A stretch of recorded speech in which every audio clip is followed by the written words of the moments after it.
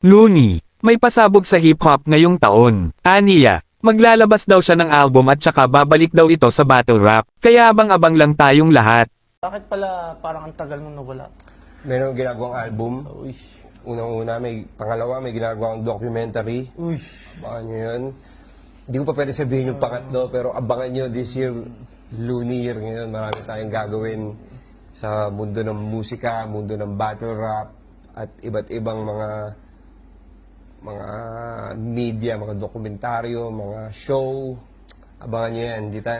Hindi natin titigilan to dahil ito ang buhay natin. It's your freestyle! Di ko to kinabisado. Di naman kasi kita nilabanan dito para magpasikat at manalo. Nagbalik ako kasi namimiss ko naman yung ng entablado at saka balita ko, yung flip top hindi na tinatao! Kung fan ka ng hip-hop, malamang na-miss mo rin mga upload ni Looney sa YouTube. Dahil medyo matagal na rin yung huling upload niya, lalo na sa Break It Down na inaabangan ng karamihan. At nung nakaraang araw lang ay guest si Apex sa Break It Down ni Looney. Talagang laugh trip ang lahat dito, sa kadahilan ng laban ni Badang at Jonas ang pinanood nila. Si Badang, feelings yung ginagamit niya. Talagang by feeling siya magbitaw ng bara at inaano niya, tag dito. By feelings. By feeling talaga. Kung ano yung nararamdaman niya na, tama to. Lalabas to. Tama to.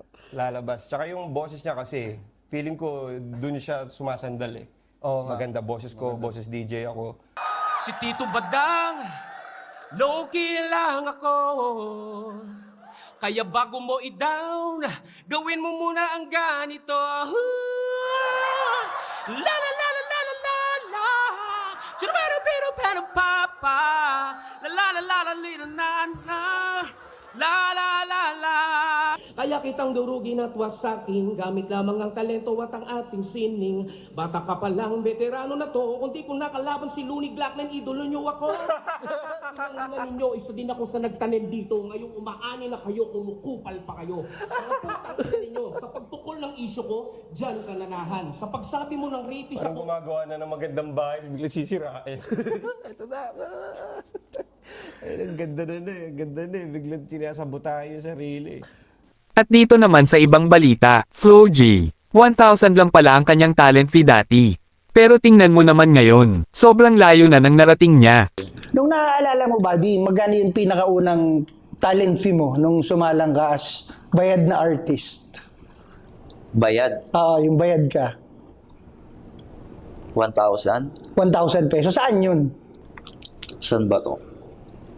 Sa tapat ng SM South Mall. Tapat ng SM South Mall. Parang ano rin yun eh, parang sports bar din yun.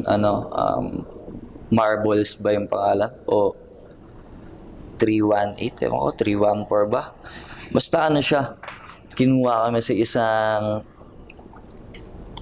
party, tapos 4 kami kinuha eh. Ako, si Mark, si Daryl, tsaka si Roa. Tago 1,000 kayo nun, parang ganun. Kasi 4K, hindi Grabe, na no? sa amin, 4K.